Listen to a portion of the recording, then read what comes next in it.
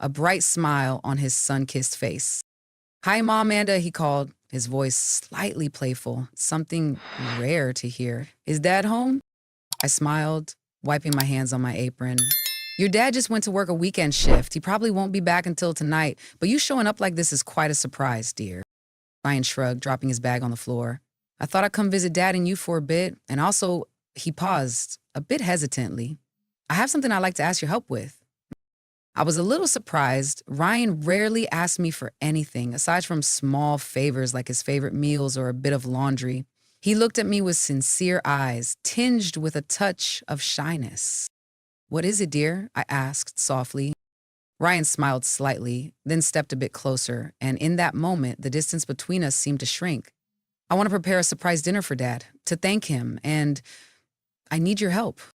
I felt a warm surge of happiness, not because of the request itself, but because of the unexpected initiative from Ryan. In that moment, I saw the stepson I had always observed from afar, now opening a small door into my world. I nodded, a wide smile spreading across my face. "Of course, dear. I'm happy to help." And just like that, an ordinary afternoon became the start of a story I had never anticipated. A story that wasn't just about a surprise dinner, but about the journey of bridging distances, of touching emotions that had long lain quietly dormant. That afternoon passed in a strangely touching way. Ryan and I were in the kitchen together, preparing Peter's favorite dish, beef stew with red wine, which I had cooked for so many years, but this time there was an extra pair of helping hands. Ryan's. He took off his denim jacket, rolled up his sleeves, and began washing vegetables, chopping onions, doing all the little tasks I usually did quietly on my own. Every so often, I glanced over at Ryan, feeling a closeness that was different, unfamiliar. He smiled, chatted, shared some stories from school, and asked me for a few cooking tips.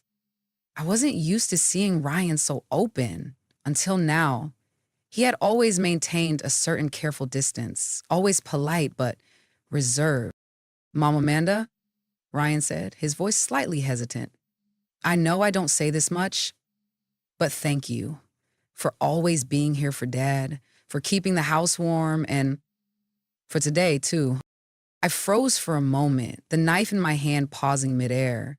Ryan had never said anything like this before. I turned to him and saw his eyes filled with sincerity.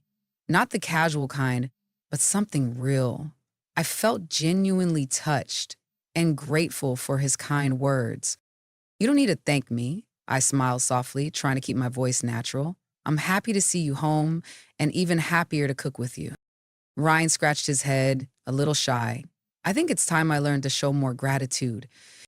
Hearing him say that, I suddenly realized that all these years I had assumed I was standing on the outer edge of the bond between him and his father.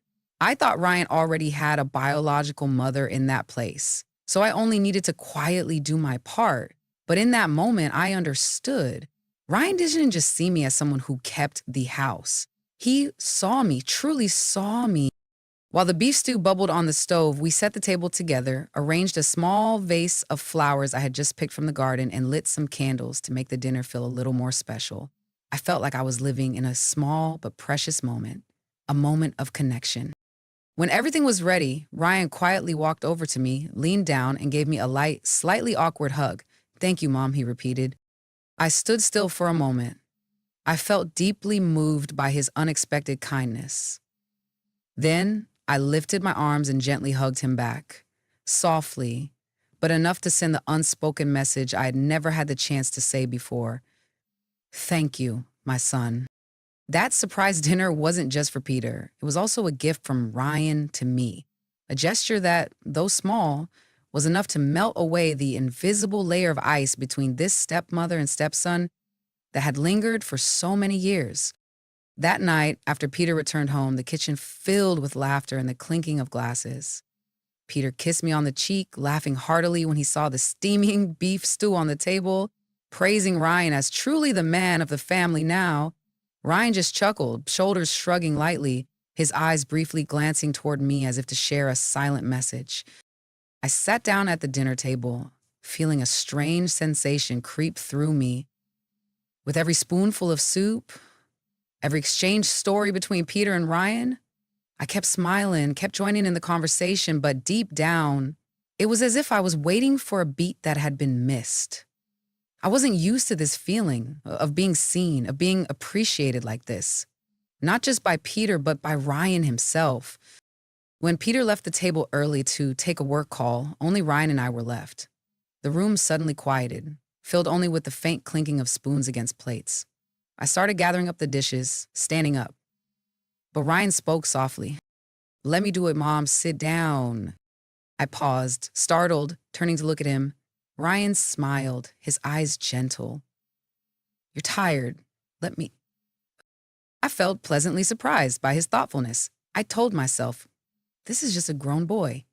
Being thoughtful, being helpful, nothing more than that. But when I watched his figure moving around the kitchen, sleeves rolled up, hair falling across his forehead, I suddenly recognized how mature, thoughtful, and grown up my stepson had become. I clenched my hands together, feeling my heartbeat shift slightly off rhythm. Part of me felt happy, cared for. Another part felt uneasy. I had become so used to playing the quiet, undemanding stepmother, never stirring the waters, never letting myself be shaken. But Ryan's attentiveness, the way he looked at me, the way he intentionally reached into the space around me, it all made me start to wonder, am I imagining things? Or has something quietly shifted between us? I sat silently on the sofa, listening to the faint clatter of dishes from the kitchen, my mind tangled with thoughts. I didn't want to disrupt this family. I didn't want to create a dangerous misunderstanding. But the warmth, the stir, even the slight trembling I'd felt when Ryan hugged me unexpectedly that afternoon, it lingered there, refusing to fade. That night, as I lay in bed next to Peter, I listened to the steady rhythm of his breathing beside me. One of my hands rested on my chest, feeling I felt emotionally unsettled. I closed my eyes, telling myself tomorrow will go back to normal. This is just a fleeting moment. Usual. Ryan also woke up early, greeted me with a bright smile, and quickly went out for a run. I told myself, that's right, he's just a sweet boy, caring. I shouldn't overthink this. But the strange little moments kept slipping in. In the afternoon, I was out in the garden trimming the jasmine bushes near the fence. The sun cast a gentle golden glow and a light breeze carried the scent of fresh grass. Ryan returned from basketball practice, sweat beading on his forehead, his sports shirt draped casually over his shoulder. "Need any help, Mom?" he asked, his eyes lighting up, his breathing still quick. I was momentarily flustered, shaking my head. It's okay, I'm used to this. But Ryan didn't listen. He stepped closer, took the pruning shears from my hand, his fingers briefly brushing the back of my hand, just that fleeting touch, yet I felt deeply moved by his thoughtful and unexpected kindness. We stood side by side under the tree, Ryan carefully cutting away the withered branches while I just stood nearby, my hands loosely clasped together. Everything seemed ordinary, but the air between us wasn't. Now and then, Ryan would glance up, our eyes meeting. We both gave small smiles, then quickly looked away.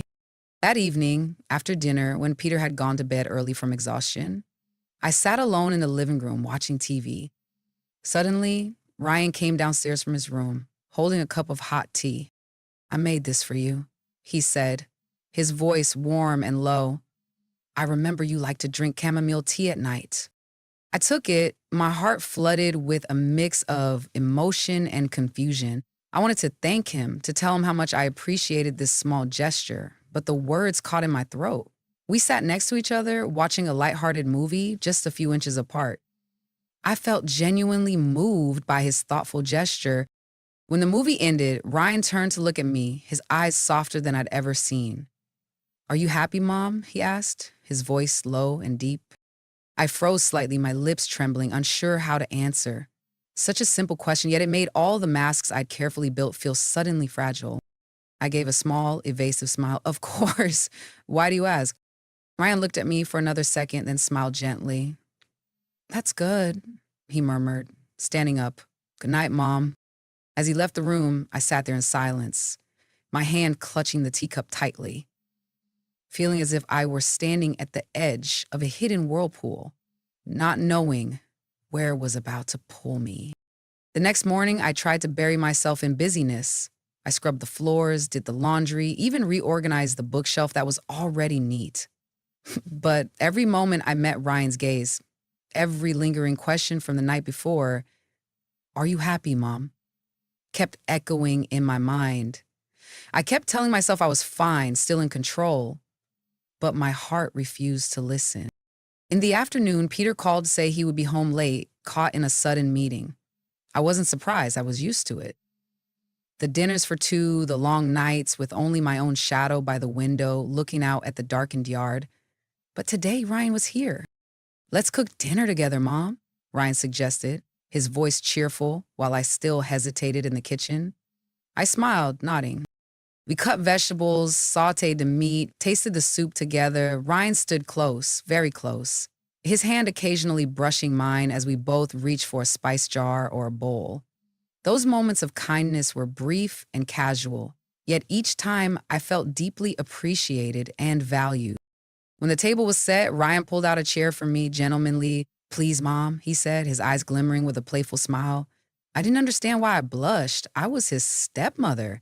I'd always believed that the difference in age and roles and family were sturdy boundaries, unshakable. But with just a few gentle touches, a few tender questions, I felt conflicted, wondering how to appropriately respond to this new closeness and family connection and appreciation. Dinner passed in light laughter. We talked about movies, books, and the trips Ryan dreamed of taking. I looked at him, my heart softening, seeing a grown young man, no longer the shy boy I had once welcomed home from boarding school. When dinner was over, Ryan helped me clean up. Then we both sat outside on the porch. The summer night was gentle, a cool breeze rustling through the trees, the scent of jasmine drifting softly in the air. I closed my eyes, savoring the rare peace, but then started when I felt a light weight on my shoulders. Ryan kindly placed a shawl around my shoulders. I appreciated his thoughtful and respectful gesture. I stood up quickly, making an excuse to go brew more tea, but inside, I was flustered. In the kitchen, I gripped the hot teacup tightly, trying to steady my breath. Why was my heart stirring like this? I had always believed I was someone who knew how to keep limits, who knew right from wrong. But now, those boundaries suddenly felt fragile. When I returned to the porch, Ryan was still there, gazing up at the star-filled sky. "You know, Mom," he said softly, "I've always admired you. You're strong, gentle, and you always know how to make this house feel warm." I felt profoundly moved by his sincerity. Those weren't the words of a boy speaking to his stepmother. Those were the words of a man, someone looking at me not just as the caretaker of the family. "Ryan," I whispered, but my throat tightened. He turned to me, his eyes glistening under the porch light. "You don't have to say anything," he murmured. "Just let me stay by your side." We sat beside each other in silence, neither of us speaking another word. I clutched the teacup. I felt moved by our improved closeness as family and was unsure how best to express my appreciation. That night, when I returned to my room, I couldn't sleep. I tossed and turned, my hands still remembering the feel of the shawl Ryan had draped over my shoulders, his warm voice, his gentle gaze. I closed my eyes, telling myself that by morning everything would return to normal, that I was just tired and overly sensitive. But deep down, I knew nothing was normal anymore.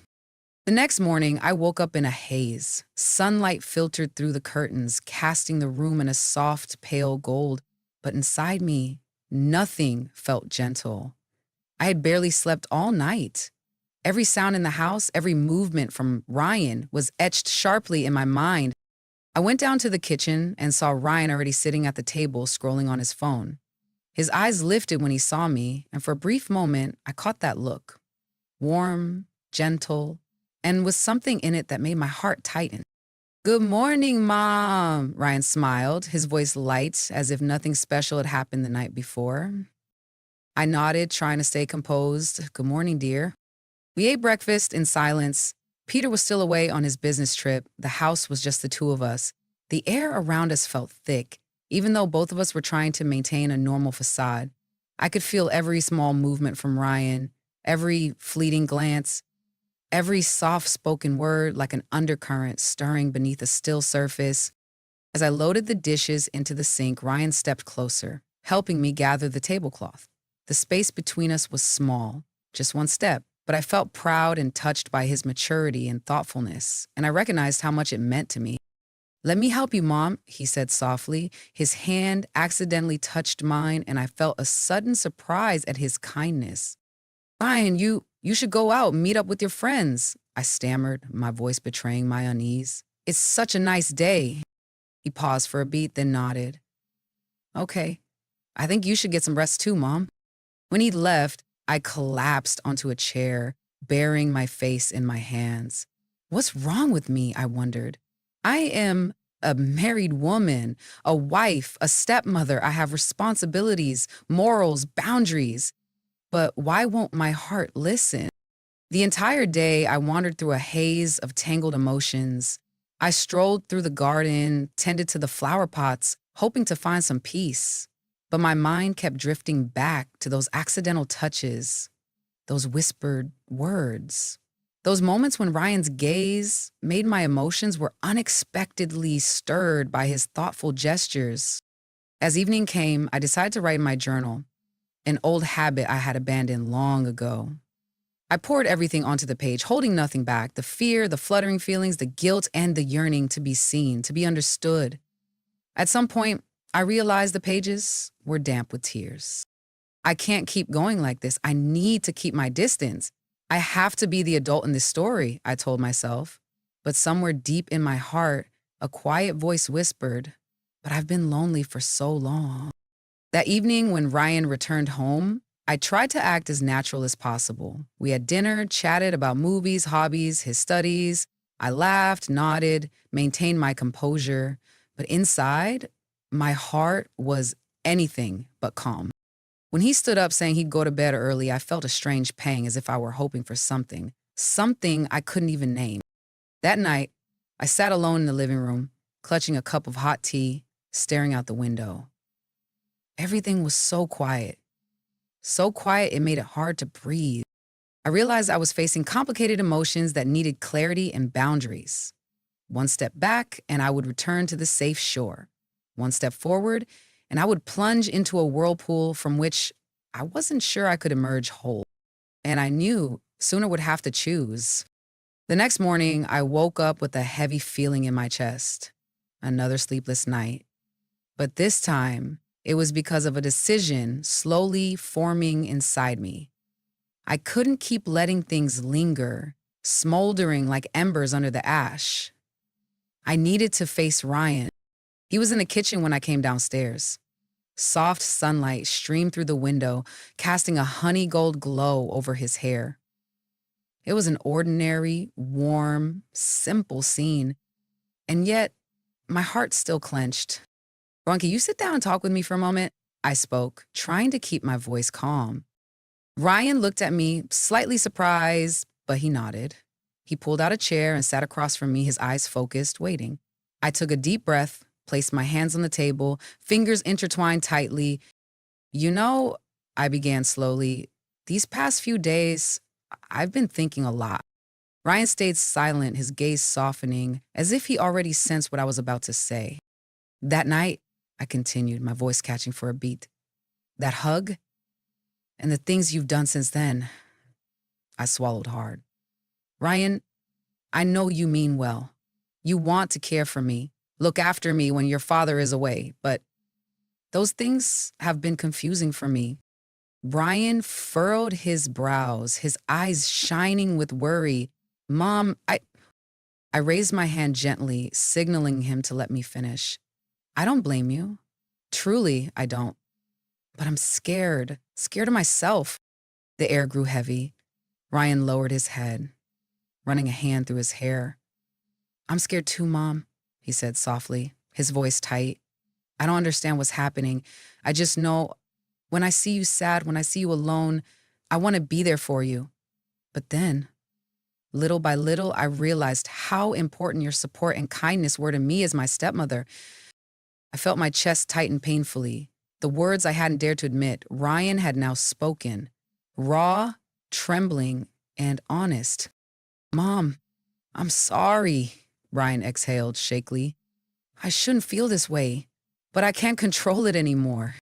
I stood up, circling behind his chair, my palms cold.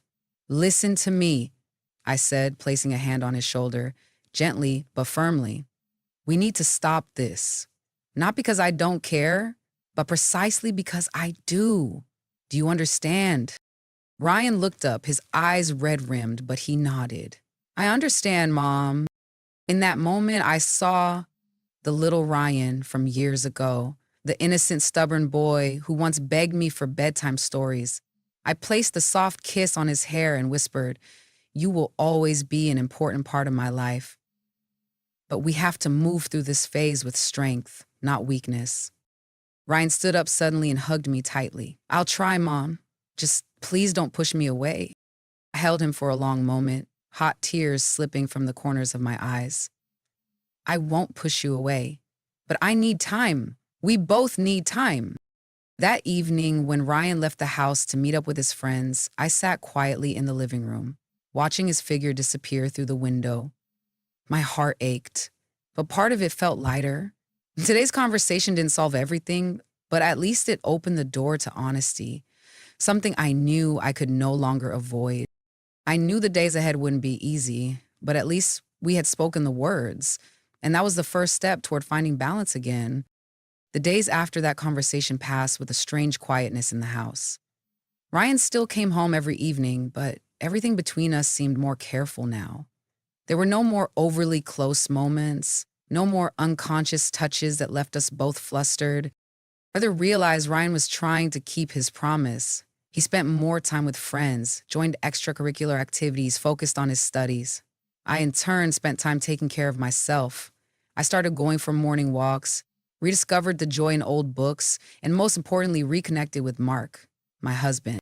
One late afternoon, when Mark returned home from a long business trip, I was already sitting on the porch, waiting for him. His eyes were gentle, but I could see the fatigue clearly. I invited him to sit down, poured 2 cups of tea, my heart slightly trembling. "Mark," I began, "I think we need to talk." He looked at me a bit worried. "What's the matter, honey?" I took a deep breath, listening to the rustling leaves along the fence. Lately, things in our house have been strange. I let myself drift into feelings I shouldn't have had. Things I thought were just because of loneliness, because of missing you. I paused, my hands shaking slightly. "I just want to tell you that I've realized I miss you more than I thought." Mark didn't say anything right away. He set his cup down and reached out to take my hands. "It's my fault too. I've been too focused on work, leaving you to handle everything on your own." Tears welled up hot and heavy. "Do you think we can start over, Mark?" He squeezed my hands gently, giving me a kind smile. "If you're willing to give me a chance, I'll make it up to you." That night, as we sat together in the living room, sharing the small stories we'd missed over the past months, I felt my heart soften. I knew every marriage has its ups and downs, moments of feeling lost. But what matters is whether we're brave enough to come back, take each other's hands, and keep walking forward. As for Ryan, he had matured after everything. One evening, while I was preparing dinner in the kitchen, Ryan walked in, smiling softly. "Mom, this weekend I plan to go on a trip with some friends. I might come home a bit late." I turned to look at him, a young man now, tall, strong, with eyes that no longer held the flickers of past confusions. "All right, have fun," I smiled, feeling a lightness in my chest. As Ryan headed for the door, he turned back, hesitating for a moment. "Mom, thank you for not shutting me out, for not pushing me away, even though you completely had the right to." I stepped forward, placed a hand on his shoulder, and gave him a gentle smile. "We're family, dear. No matter what happens, I'll always be here." Ryan nodded, then walked off, his tall figure blending into the golden evening light. I stood there in the doorway, letting the breeze flow in, carrying away the last lingering burdens from my heart. Perhaps life is never simple. The tangled emotions, the moments of weakness, the small missteps, They're all part of the journey of growing, of learning to let go in order to hold on to what truly matters. I closed the door, turned back inside, ready to step into a new chapter. Not a perfect one, but a chapter I chose with my whole heart. Sometimes life leads us astray down unexpected paths, placing before us delicate challenges we never could have anticipated. But the most important thing is not where we stumble, it's how we stand back up, face ourselves, and choose what we hold on to. I've learned that genuine family bonds aren't about perfection, but about patience, forgiveness, and the courage to reconnect when misunderstandings occur. Family, though often filled with complex emotions, is always a place we can return to, as long as we know how to place sincerity above fleeting temptations. If this story has touched your heart, please leave a comment and share your thoughts. Have you ever faced a moment of being out of sync in life? Let's listen to one another, empathize, and remind each other that no matter how far we may wander, there is always a way back home.